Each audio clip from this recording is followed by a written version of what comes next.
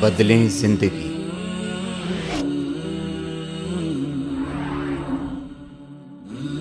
زیتون T V. فأعوذ باللہ من الشیطان الرجیم، بسم اللہ الرحمن الرحیم۔ قل هو اللہ احد اللہ الصمد لم یلد ولم یولد ولم یکن له کفوا احد۔ آمنت بالله صدق الله مولانا العظيم وصدق رسوله النبي الكريم ونحن على ذلك من الشاهدين والشاكرين والحمد لله رب العالمين۔ بزرگان محترم اور برادران عزیز، جو سورت میں نے ابھی آپ کے سامنے تلاوت کی ہے یہ سورہ اخلاص کہلاتی ہے، اور سورہ اخلاص اس لیے کہلاتی ہے کہ اخلاص کے معنی ہے کسی چیز کو خالص کرنا۔ تو اس مبارک سورت میں اللہ تبارک و تعالی کی عبادت کو خالص کرنا مقصود ہے، کہ عبادت صرف اللہ کے لیے ہو، خالص اللہ کے لیے ہو، اس کے ساتھ کوئی ملاوٹ نہ ہو، اس لیے اس کو سورۃ الاخلاص کہتے ہیں۔ اور اس کا شان نزول یہ ہے کہ جب اللہ تبارک و تعالیٰ کے حکم سے نبی کریم سرور دو عالم صلی اللہ علیہ وسلم نے مکہ مکرمہ میں توحید کی دعوت کا آغاز کیا۔ آپ جانتے ہیں کہ اس وقت مکہ مکرمہ ہی کیا بلکہ پورے عرب میں، بلکہ پوری دنیا میں بت پرستی کا بڑا زبردست رواج تھا۔ لوگ اپنے ہاتھوں سے بت بناتے اور ان کو پوجتے تھے، ان کو اپنا مشکل کشا، حاجت روا، کارساز سمجھتے تھے۔ کسی بت کے بارے میں سمجھتے تھے کہ یہ ہمیں رزق دیتا ہے، کسی بت کے بارے میں سمجھتے تھے کہ یہ ہمیں ہماری صحت دیتا ہے، شفا دیتا ہے، کسی بت کے بارے میں سمجھتے تھے کہ یہ ہمیں اولاد دیتا ہے۔ تو بہت سارے خداؤں کو، اپنے من گھڑت خداؤں کو معبود بنایا ہوا تھا اور انہی کی عبادت کرتے تھے۔ اللہ تبارک و تعالیٰ کے حکم سے جب نبی کریم سرور دو عالم صلی اللہ علیہ وسلم نے توحید کی دعوت کا آغاز کیا تو لوگوں کو یہ سمجھانے کی کوشش کی کہ ارے بھائی، یہ تو بت تم نے خود اپنے ہاتھوں سے بنائے ہیں، یہ کیسے تمہاری مشکل دور کر سکتے ہیں، کیسے تمہاری حاجتیں پوری کر سکتے ہیں؟ حاجتیں تو وہی پوری کر سکتا ہے جس نے اس پوری کائنات کو پیدا کیا ہے، جو تمہارا بھی خالق ہے، تمہارے آباء و اجداد کا بھی خالق تھا، جو آسمان و زمین اور پہاڑ اور دریا اور ہوائیں اور موسم سب اسی کے پیدا کیے ہوئے ہیں۔ تو عبادت اسی کی کرنی چاہیے، کسی اور کی نہیں۔ لا الہ الا اللہ کے معنی یہی ہے کہ اللہ کے سوا کوئی بھی عبادت کے لائق نہیں۔ یہ دعوت آپ نے پیش کی تو بعض جاہل قسم کے مشرکوں نے اس کے جواب میں رسول کریم صلی اللہ علیہ وسلم سے پوچھا کہ اللہ میاں کس چیز کے بنے ہوئے ہیں، وہ کس مادے سے بنے ہوئے ہیں؟ وہ سونے کے بنے ہوئے ہیں، چاندی کے بنے ہوئے ہیں، لوہے کے بنے ہوئے ہیں، کہیں چیز کے بنے ہوئے ہیں؟ کیونکہ دماغ میں خداؤں کا تصور تو وہی بتوں جیسا تھا نا، کہ کوئی بت پتھر کا بنا ہوا ہے، کوئی پیتل کا بنا ہوا ہے، کوئی لوہے کا بنا ہوا ہے۔ تو اللہ تبارک و تعالیٰ کے بارے میں جب اللہ تعالیٰ نے، جب حضور نے فرمایا کہ اصل تمہارا پیدا کرنے والا تو اللہ تبارک و تعالیٰ ہے اور اس کے سوا کوئی معبود نہیں ہے، تو ان جاہلوں نے یہ سوال کیا کہ وہ اللہ میاں کس چیز کا بنا ہوا ہے؟ اس واسطے کہ یہ بت تو ہمیں نظر آ رہے ہیں آنکھوں سے کہ یہ فلاں فلاں چیز کے بنے ہوئے ہیں، تو ہم ان کی پرستش کرتے ہیں، لیکن جس اللہ کی طرف آپ دعوت دے رہے ہیں وہ کس چیز کا بنا ہوا ہے؟ بعض نے تو یہ سوال کیا جاہلوں نے، اور بعض نے یہ سوال کیا کہ اللہ تبارک و تعالیٰ کا نسب نامہ کیا ہے، نسب شجرہ نسب کیا ہے ان کا، اللہ میاں کا؟ کیونکہ دنیا میں ہم جب کسی انسان کے بارے میں معلومات حاصل کرتے ہیں تو پوچھتے ہیں بھئی تم یہ کس کے بیٹے ہو، تمہارا باپ کون تھا، باپ کون تھا، دادا کون تھا، پردادا سگڑ دادا، تو اس کا نسب ہمیں معلوم ہوتا ہے. تو اللہ میاں کا کیا نسب ہے، وہ کس کے بیٹے ہیں اور کس کے پوتے ہیں. تو اس طرح کے فضول جاہلانہ سوالات کیے. حالانکہ ذرا سی بھی عقل ہو تو آدمی سوچ لے کہ اگر اللہ میاں بھی یہ پیتل اور لوہے اور یہ سونے سے بنے ہوئے ہوں تو اس کا مطلب یہ کہ وہ خدا تو نہ ہوئے. خدا تو وہ ہوتا ہے کہ جو کسی چیز سے بنا کا محتاج نہیں ہوتا، سب اس کے محتاج ہوتے ہیں، کوئی اس کا محتاج نہیں ہوتا. تو اگر سونے کے بنے ہوئے ہوتے تو اس کا مطلب ہے کہ سونا پہلے وجود میں آیا اور اللہ میاں بعد میں وجود میں آئے، اور سونے کو کسی نے ڈھال کے معاذ اللہ تعالیٰ کی شکل میں بنا دیا تو اللہ تعالیٰ وجود میں آ گئے. یہ معمولی سی سمجھ والا آدمی بھی سمجھ سکتا تھا، لیکن ایسے ہی فضول سوالات ان لوگوں نے کیے تو اس پر یہ سورہ اخلاص نازل ہوئی، جس میں بڑے ہی عجیب انداز میں اللہ تبارک و تعالیٰ کی صفات بیان فرمائی گئی. اور سورت ایسی ہے نازل ہوئی کہ ایک حدیث میں آتا ہے کہ نبی کریم سرور دو عالم صلی اللہ علیہ وسلم نے ایک مرتبہ صحابہ کرام سے فرمایا کہ تم لوگ ذرا سب جمع ہو جاؤ تو میں تمہارے سامنے 1/3 قرآن کی تلاوت کروں گا، 1/3 قرآن کی. تو سارے حضرات جمع ہو گئے تو اس پر نبی کریم صلی اللہ علیہ وسلم نے اس سورہ اخلاص کی تلاوت فرمائی اور فرمایا کہ یہ سورت جو ہے یہ 1/3 قرآن کے برابر ہے. اس لیے اس سے فقہاء کرام نے یہ مستنبط کیا کہ اگر کوئی شخص سورہ اخلاص کی تلاوت کر لے تو اتنا ثواب ہے جتنا 1/3 قرآن کی تلاوت کرنے کا ثواب ہوتا ہے. اور اس کا مطلب یہ ہوا کہ 3 مرتبہ اگر سورہ اخلاص کی تلاوت کر لے تو گویا پورے قرآن کی تلاوت کر لی. اس لیے آپ نے دیکھا ہوگا کہ جب ایصال ثواب کسی کو کیا جاتا ہے، جب آپ نے بھی سنا ہوگا کہ کسی کی قبر پر جا کر اس کو سلام عرض کیا جاتا ہے اور سلام کرنے کے بعد پھر عام طور سے یہ مشورہ دیا جاتا ہے کہ بھئی 3 مرتبہ قل هو اللہ احد پڑھ کے اس کو ثواب پہنچا دو. تو ویسے تو کوئی بھی سورت پڑھ کے ثواب پہنچا دے، سورت بھی نہ پڑھے، ذکر کر لے، کوئی سبحان اللہ کہہ دے اس کا ثواب پہنچا دے، ویسے ہی دعائے مغفرت کر دے، سب کچھ جائز ہے. کوئی خاص طریقہ متعین نہیں ہے شریعت کے اعتبار سے. کسی کی قبر پر جا کر کچھ پڑھنے کا کوئی خاص طریقہ شریعت نے متعین نہیں کیا. یہ ضرور کہا ہے بھائی جب جاؤ تو قبر والے کو سلام کر لو، السلام علیکم ورحمۃ اللہ، لیکن کوئی خاص ذکر پڑھنے کے لیے شریعت نے متعین نہیں کیا. لیکن بزرگوں نے یہ فرمایا کہ بھئی جب کچھ پڑھنا ہو تو بہتر یہ ہے کہ 3 مرتبہ قل هو اللہ احد پڑھ کر اس کا ثواب پہنچا دو، کیونکہ یہ تقریباً ایسا ہو جائے گا جیسے کہ پورا قرآن پڑھ کر ایک قرآن کا ثواب پہنچا دیا. تو اس لیے اس کی یہ فضیلت بھی بیان ہوئی ہے حدیث میں. اور ایک حدیث میں آتا ہے کہ ایک صحابی تھے، وہ بکثرت نماز میں قل هو اللہ احد بہت کثرت سے پڑھا کرتے تھے. تو حضور اقدس صلی اللہ علیہ وسلم سے نے پوچھا کہ بھئی تم بہت کثرت سے قل هو اللہ پڑھتے ہو تو اس کی وجہ کیا ہے؟ تو انہوں نے کہا کہ یا رسول اللہ مجھے اس سورت سے محبت بہت ہے، میں اس سورت سے بہت محبت کرتا ہوں تو اس واسطے پڑھتا ہوں.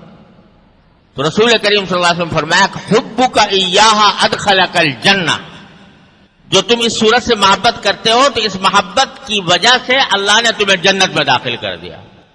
تو اس واسطے اس سورت کی اس لحاظ سے بڑی عظیم فضیلت ہے. اور ایک حدیث میں آتا ہے کہ اگر کوئی شخص یہ سورت قل هو اللہ احد صبح شام پڑھا کرے تو اللہ تعالیٰ اس کے حاجتوں کے لیے کافی ہو جاتا ہے. یہ الفاظ بھی آئے ہیں. اور فرمایا کہ کسی بھی شخص کو رات کو سونے سے پہلے اس وقت تک نہیں سونا چاہیے جب تک کہ قل هو اللہ احد اور قل اعوذ برب الفلق قل اعوذ برب الناس نہ پڑھ لے. 3 سورتیں پڑھ کر سوئے. تو یہ ساری فضیلتیں بھی قرآن اس سورت کی وارد ہوئی ہیں احادیث کے اندر.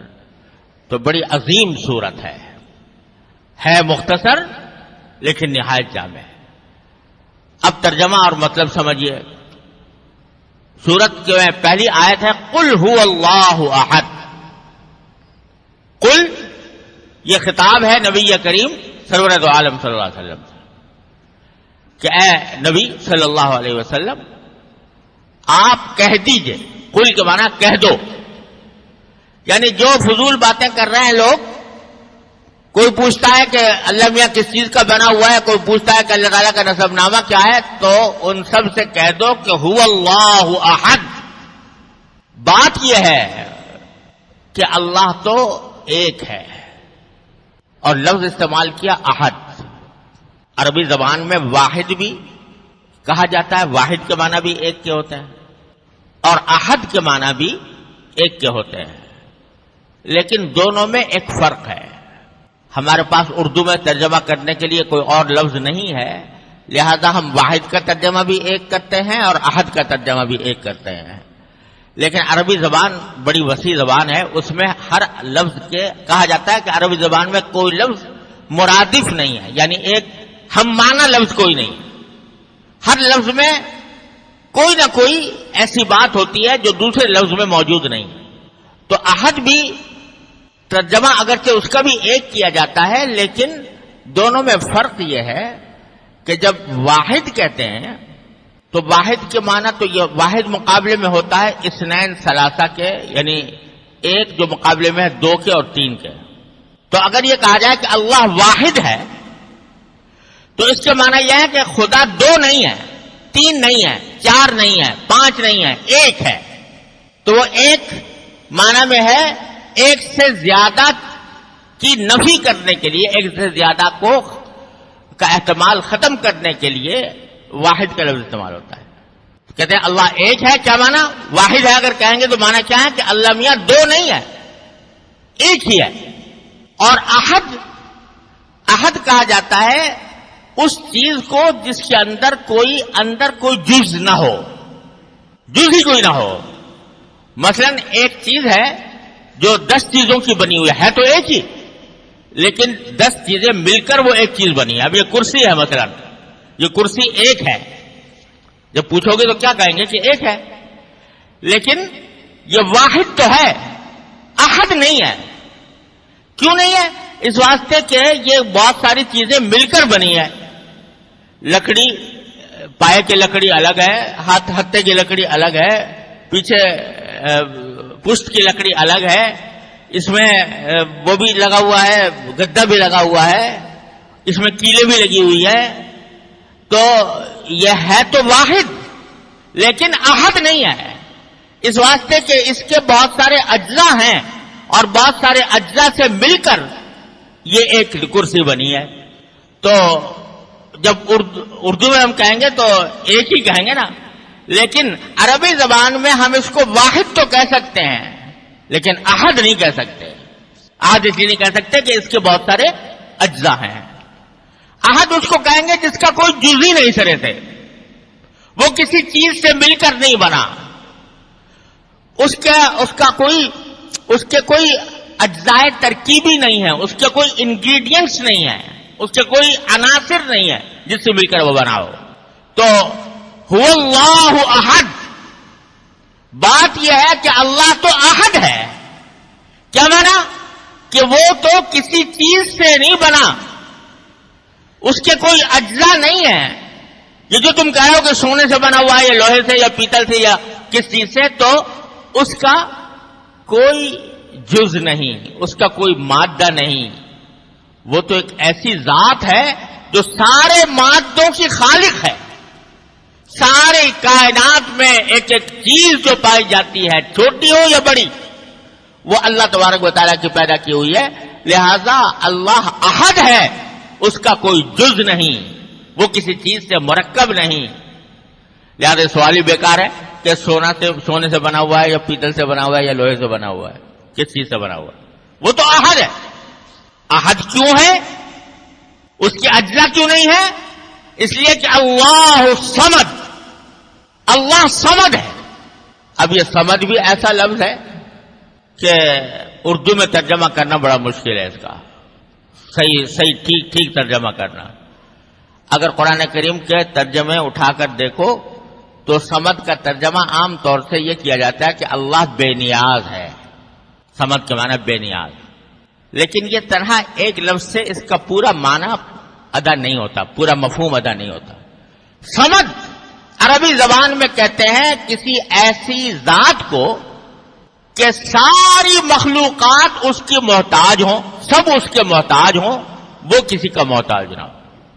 صمد کہا جائے گا اس کو کہ جس کو بھی کوئی حاجت پیش آئے، کوئی ضرورت پیش آئے تو اس کے پاس جائے، اس سے مانگے کہ مجھے یہ حاجت پیش آ گئی، میری حاجت پوری کر دیجیے اس کو، اور وہ کبھی کسی کا حاجت مند نہ ہو، اس کو کبھی کسی کی ضرورت نہ ہو، اس کے ساتھ کبھی ایسا نہ ہوتا ہو کہ اس کو ضرورت پیش آئی تو وہ کسی دوسرے سے جا کر اپنی ضرورت پوری کرائے، تو وہ سب کا کارساز ہو، سب کی حاجتیں پوری کرنے والا ہو، اور اس کو کسی کی احتیاج نہ ہو، اس کو کسی کی حاجت نہ ہو، ایسی ذات کو کہتے ہیں صمد۔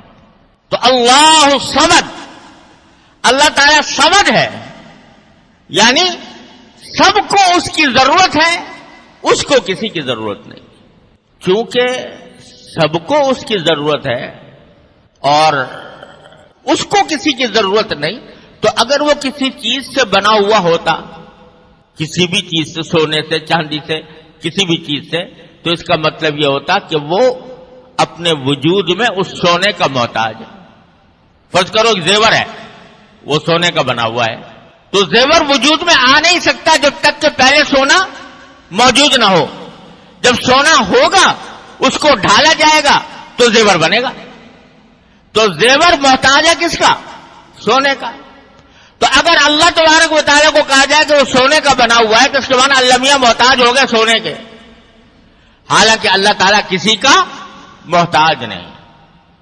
تو اس واسطے بھی وہ کسی چیز سے بنا ہوا نہیں ہو سکتا، اور دوسری طرف سارے اس کے محتاج ہیں، سارے اس کے محتاج ہیں، یعنی سونا بھی اس کا محتاج ہے۔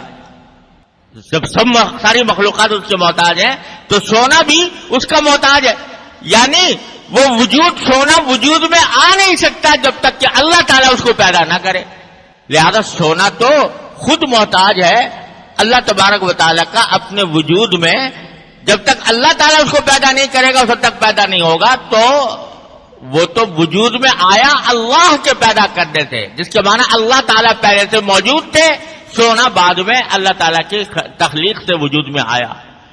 تو اس واسطے وہ سونا ہو یا چاندی ہو یا لوہا ہو یا پیتل ہو یا پتھر ہو یا کوئی اور چیز ہو، اللہ تعالیٰ کسی چیز سے بنا ہوا نہیں۔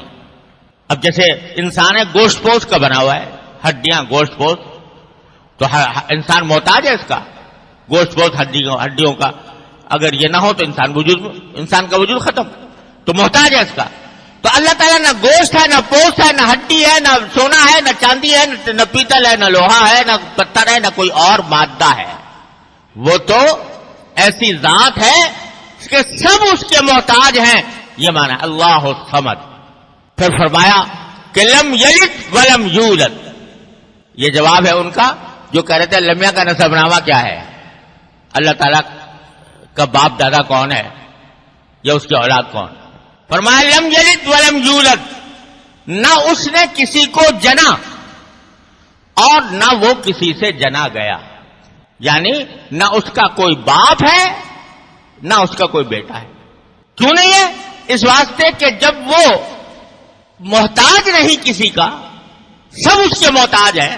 اگر کہو کہ وہ کسی باپ سے پیدا ہوا تو اس کے معنی تو یہ ہوئے کہ وہ محتاج ہو گیا باپ کا، بیٹا جو ہے اپنے وجود میں آنے میں محتاج ہوتا ہے باپ کا۔ تو اگر وہ یہ کہو کہ کوئی اس کا باپ ہے یا کسی باپ نے اس سے جنا گیا ہے تو اس کا مطلب یہ ہوا کہ محتاج ہو گیا باپ کا، حالانکہ وہ کسی کا محتاج نہیں، کسی کا اس سے جنا نہیں کیا، اس کا کوئی باپ نہیں، اور اسی طرح اس کا کوئی بیٹا نہیں، کوئی اولاد نہیں۔ لم یلد، یہ ان لوگوں کے اوپر تردید کر دی کہ جو خدا کے لیے بیٹا مانتے ہیں، جیسے عیسائی لوگ کہتے ہیں عیسیٰ علیہ السلام اللہ کے بیٹے ہیں۔ ارے بھائی بیٹا کیسے پیدا ہوتا ہے؟ بیٹا جو ہوتا ہے وہ باپ کا ایک جز ہوتا ہے، باپ ہی سے نکلتا ہے اور باپ ہی کا ایک جز سمجھا جاتا ہے. تو جب یہ کہہ دیا کہ اللہ تعالیٰ کا کوئی جز ہی نہیں، وہ تو بے نیاز ہے ہر جز سے، تو پھر بیٹا کیسے ہوگا؟ لہذا بیٹا ہو ہی نہیں سکتا، باپ کا بیٹا، اللہ تعالیٰ کا کوئی بیٹا ہو ہی نہیں، لم یلد، اس کا کوئی بیٹا ہو نہیں سکتا، کیونکہ بیٹا جو ہوتا ہے وہ جز ہوتا ہے باپ کا، اور اللہ تعالیٰ کا کوئی جز نہیں. اور دوسری بات یہ ہے کہ اگر بیٹا ہوتا، فرض کرو الیاذ باللہ، تو بیٹا جو ہے سوال یہ ہے کہ وہ بھی خدا ہوتا یا نہ ہوتا. اگر وہ بھی خدا ہوتا تو خدا دو ہو گئے، اور ایک سے زیادہ خدا کا تصور ممکن نہیں، اس واسطے بھی بیٹا نہیں ہو سکتا. تو لہذا جن لوگوں نے بیٹا کہا یا اولاد کہی ان کی نفی فرما دی. لم یلد ولم یولد، نہ اس کی کوئی اولاد ہے نہ وہ کسی کی اولاد ہے. ولم یکن لہ کفوا احد، اور نہ اس کا کوئی بھی ساجی ہے، یعنی اس کا کوئی ہم پلہ نہیں، اس کا کوئی ساجی نہیں، شریک نہیں، اس جیسا کوئی اور نہیں. اور جتنی مخلوقات پائی جاتی ہیں ان کے مثل دوسرا بھی ہوتا ہے، ایک انسان ہے دوسرا انسان اس کے ہم پلہ ہے، لیکن اللہ تعالیٰ کے ہم پلہ، اللہ تعالیٰ کا ساجی، اللہ تعالیٰ کا شریک کوئی نہیں. ولم یکن لہ کفوا احد. تو قل هو اللہ، کہہ دو کہ بات یہ ہے کہ اللہ ایک ہی ہے، اللہ بے نیاز ہے، نہ وہ کسی کی اولاد ہے نہ اس کی کوئی اولاد ہے، اور اس کا کوئی ساجی نہیں. یہ ہے اس سورۃ کریمہ کا ترجمہ. تو چونکہ اس میں در حقیقت اللہ تبارک و تعالی کی صفات بیان فرمائی گئی ہیں، اور اس میں توحید کی حقیقت بیان فرمائی گئی ہے کہ اب بندے کا کام یہ ہے کہ عبادت کرے تو صرف اللہ کی کرے، اللہ کے علاوہ کسی کی بھی، چاہے وہ کوئی بت ہو، چاہے وہ کوئی فرشتہ ہو، چاہے کوئی وہ نبی ہو، ولی ہو، کسی کی بھی عبادت نہیں، عبادت صرف اللہ کی ہے. اس لیے اس کو سورۃ الاخلاص کہا جاتا ہے کہ یہ اخلاص کی صورت ہے کہ جس میں ملاوٹ کے بغیر اللہ تبارک و تعالیٰ کی عبادت کی نفی فرمائی گئی ہے. اور چونکہ اس میں فرما دیا گیا کہ اللہ ہی صمد ہے، جس کا مطلب میں نے ابھی عرض کیا کہ سب اس کے محتاج ہیں، وہ کسی کا محتاج نہیں. تو جب سب اس کے محتاج ہیں تو حاجت روا، مشکل کشا، کار ساز سوائے اللہ کے اور کوئی نہیں ہو سکتا.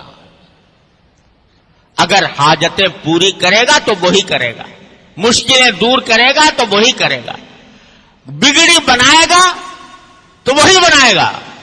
لہذا اللہ تبارک و تعالیٰ کے سوا کسی اور کو حاجت روا، مشکل کشا، کار ساز، بگڑی بنانے والا نہیں کہا جا سکتا، کیونکہ یہ اللہ تعالیٰ کے ساتھ شرک ہو جائے گا. اللہ تعالیٰ کے ساتھ کسی اور کو آپ نے ایک وہ صفت دے دی جو اللہ کی صفت تھی. تو یہ جو ہمارے معاشرے میں بعض الفاظ اس طرح مشہور ہو گئے ہیں تو یہ صحیح نہیں ہے. کسی بڑے سے بڑے ولی اللہ کے بارے میں، بڑے سے بڑے بزرگ کے بارے میں یہ کہہ دینا وہ مشکل کشا. ہمارے یہاں بہت معاشرے میں مشہور ہے حضرت علی کے بارے میں، علی مشکل کشا. تو اللہ بچائے یہ الفاظ موہم ہیں شرک کے. مشکل کشا تو اللہ تعالیٰ ہے. ہاں اللہ تبارک و تعالیٰ نے سبب کے درجے میں بعض اوقات اسباب بھی اللہ تعالیٰ کے پیدا کیے ہوئے ہیں. کوئی شخص کسی پریشانی میں تھا، آپ نے اس کی کوئی مدد کر دی، تو وہ مدد بھی در حقیقت اللہ کی توفیق سے کی. اللہ تبارک و تعالیٰ ہی کی توفیق شامل حال تھی جس کی وجہ سے وہ مدد ہو گئی، ورنہ بندے کے بس میں نہیں تھا کہ وہ کسی کی بھی مدد کر سکے. تو اس واسطے اس کو یہ نہیں کہہ سکتے کہ آپ اس کے مشکل کشا بن گئے. آپ اس کے حاجت روا بن گئے. یہ کسی بھی بڑے سے بڑے بزرگ، پیغمبر، نبی، ولی، بزرگان دین میں سے کوئی بھی کسی کو بھی یہ کہنا کہ وہ حاجت روا ہے، مشکل کشا ہے، کارساز ہے، یہ کسی طرح بھی جائز نہیں. اور یہ اللہ بچائے شرک کے قریب انسان کو پہنچا دیتا ہے. ہمارے ہاں معاشرے میں آج کل جہالت کی وجہ سے لوگ قبروں پہ جا کر قبروں سے مرادیں مانگتے ہیں. کسی بزرگ کی قبر پہ چلے گئے، داتا جی ہمیں اولاد دے دو، داتا جی ہمیں نوکری دلوا دو. یہ مانگنا کسی اللہ کے سوا کسی اور سے مانگنا اس طرح یہ بالکل حرام ہے اور اللہ بچائے اس میں شرک کا اندیشہ ہے. ہاں کہ جیسے میں نے عرض کیا، دنیا میں آدمی کسی زندہ آدمی سے کوئی مدد طلب کر لیتا ہے یہ سمجھ کر نہیں کہ یہ میرا مشکل کشا ہے، کارساز ہے، یہ میرا کام بنانے والا ہے، بلکہ اللہ تعالیٰ نے ایک سبب بنا دیا ہے. اس سبب کے طور پر اس کی طرف رجوع کیا جاتا ہے، لیکن اس کو اپنی ذات میں مشکل کشا حاجت روا نہیں سمجھا جاتا. اس میں کوئی حرج نہیں. لیکن عقیدہ یہ رکھنا یہ میرا مشکل کشا بن گیا، حاجت روا بن گیا، اللہ بچائے یہ انسان کو شرک کے قریب. دیکھو یہ مشرکین مکہ جو تھے نا، یہ بھی یوں ہی کہتے تھے، یہ ہمارے بت جو ہیں یہ ہماری حاجت روائی کرتے ہیں، مشکل کشائی کرتے ہیں، ہمارے کام بناتے ہیں. اس واسطے ان کو پوچھتے تھے. تو اس طرح کی باتوں سے ہر مسلمان کو پرہیز کرنا چاہیے، کیونکہ سورہ اخلاص کا درس یہ ہے کہ اللہ کے سوا کسی کو حاجت روا مشکل کشا نہ سمجھا جائے.